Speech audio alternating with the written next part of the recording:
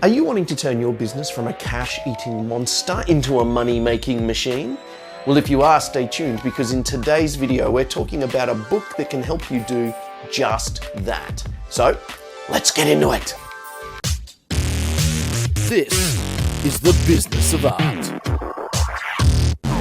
G'day, Paul here with the Business of Art, where creativity and commerce come together. Today, I want to talk about Profit First by Mick Michalowicz. Now, I got this book, I'm not sure how long ago now, but it has been a game changer for me. I don't know about you, but as a creative person, I would do a gig, get paid, and that money would just go. And this book has helped me really reshape the way that I manage the income that I generate, not just for my business, but I've actually transferred some of that styling over into my everyday life, and it has been sensational. So let's just jump in and have a look at some of the principles that Mike talks about. So he starts off talking about the way that we manage money as people, not just in business, but in everyday life, and that most of us are not good at writing budgets and sticking to them, and that most of us actually do what he calls bank balance budgeting. You basically look at your bank account, and how much money you have in front of you is how much you think you have to spend, and so you spend it. This book really focuses on the concept of generating profit for your business instantly. Now, I know that sounds like a bit of bait advertising, but the reality is we have heard this before, the concept of paying yourself first. Just that most of us don't do it. In traditional accounting, you take your gross profit, you minus your expenses, and then you are left with your profit at the end. And that profit figure can fluctuate enormously depending on the income and expense of your business, and that it's very, very rarely a consistent figure. So Mike's actually suggesting that we basically do that for our business and take our profit first, hence the title, before we allocate money anywhere else. And what's left over is what you have to spend on the business. And he's got a very simple system that he suggests in order to make this easy to do, and something that those of us who are bank balance budgeters will actually be able to manage and maintain a lot easier.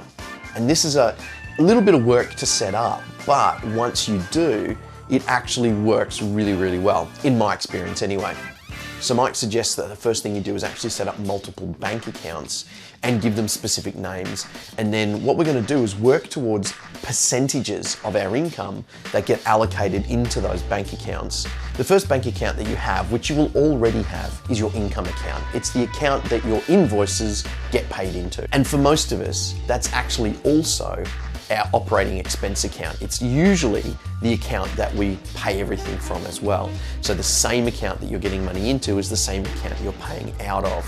And he suggests that we want to create two separate accounts, one that brings the money in, your income account, and one that you use to pay all of your expenses, your OPEX account, your operating expenses account. Now, if you are currently in that situation, which I was when I started this, I used that account as my OPEX account because I already had things set up to pay out from there, and all I had to do was update the banking details on my invoices in order to change that income account, which was just much simpler. So, first two accounts that we have are income and operating expenses, or OPEX. The next account, a very important account, is your tax account, because obviously you need to pay tax on the money that you earn. The next account we're going to create is essentially like a holding account, and it's for materials and subs, so subcontractors and that kind of thing. So if I employ someone, for instance, I might subcontract an assistant stage manager or assistant production manager, well then their fee would come out of that gross earning and be held in the materials and subs account until they invoice me. So I'm taking that money out and holding it for them so that it's not being spent before I have the chance to pay them. That is super important. You do not want to not be able to pay the people that you've employed. Now, the last two that we're creating are the two that relate to paying yourself. The first one is owner's compensation, the money that you pay to you for doing the work that you do. So if you were employed by a different business, that would be like your wage. So you allocate a percentage of your income to actually paying you to do the work that you do. And the final account is your profit account. So that's the basic accounts all set up. Now, Mike actually suggests that you create two extra accounts in a completely different bank. That's right. Find the cheapest rate, lowest fee, no fee if you can, bank account at a different bank and create 2 bank accounts in that bank. One of those is your profit, the other is for your tax. Now, I know that sounds like double up, and he talks a lot about the why behind this. So the profit comes in and you allocate it into your materials and subs, your profit, your owner's compensation, tax in those bank accounts. But you don't want that money hanging around where you can see it, because that will lead to temptation to spend it. And that's why he recommends that you transfer that money then over into the other bank accounts in the other bank, so that your profit and your tax are out of sight and out of mind. So let's talk about the TAPs, the target allocation percentages. These are the percentages that we're allocating to our income to split it into these other accounts. He talks about starting with small allocations and building up to a larger allocation over time, so that if you have higher expenses than you really can afford at the moment, you leave more in your OPEX to start with. But the idea is that the more you see that, the more you will start to work on reducing expenses. Because if you are spending more than you earn, you cannot maintain your business. I don't have a massive turnover of expenses coming out of my business. So I was able to go straight to the target allocation percentages without it impacting my ability to run and manage my business. And I have to say, it has been amazing having done that. Material and subs is not a percentage. That is a dollar figure that I will put in. So recently I had a subcontractor for $500 for a small gig. So when I got paid the gross amount for that invoice from the executive producer, I moved that $500 directly into materials and subs, and it sits there until that person invoices me. So I don't touch it, I don't spend it. It goes straight out to them, and I've not spent it before I've paid them, which is the worst thing in the world that you can do. My profit, I set straight up at 5%.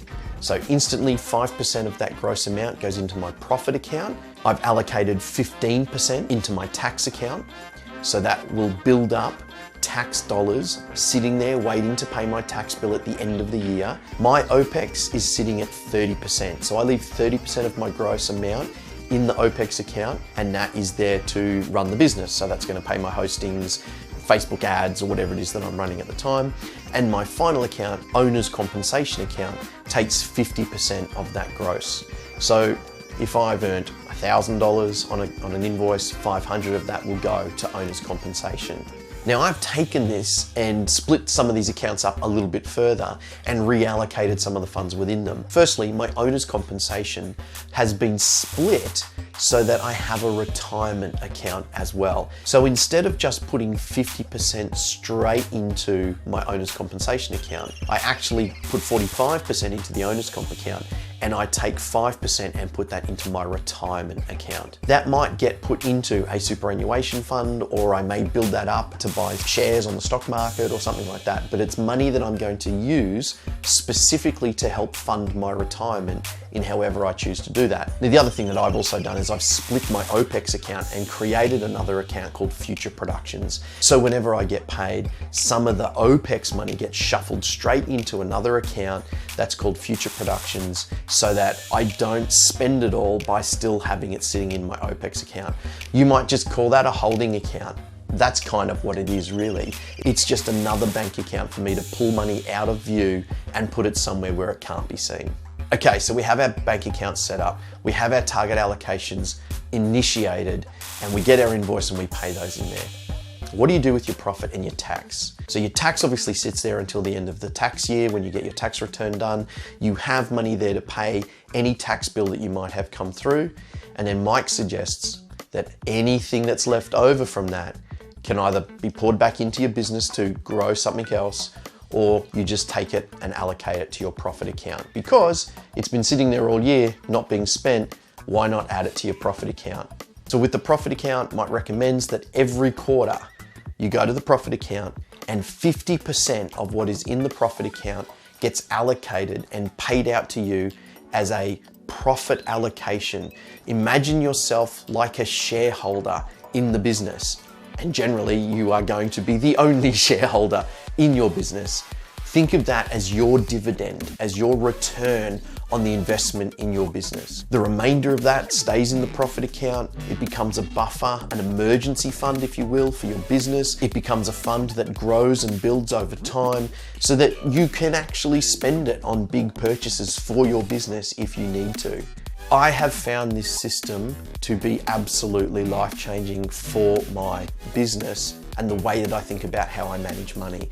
I'm not a natural saver. It's something that I was not taught as a child. It's something I've really had to dig into and think about over the last few years to really reshape the way that I manage money. So there it is, the basics of profit first.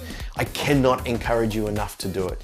Get out there, make those 6 accounts, and make your life just that much better. Give yourself a chance to get started now and have a system in place that as your business grows, you will be able to make sure you continue to not only spend less than you earn, but actually take a profit from your business because you get to take your profit first. That's it, thanks very much. If you liked this video, give it a thumbs up. If you haven't subscribed, please do so. And of course, if you found this video useful, there is a good chance that somebody else you know will also find some value in it. So please tag them in the comments, share it with them, whatever you've got to do to pay it forward so we can keep helping each other out. Thanks very much. See you next time.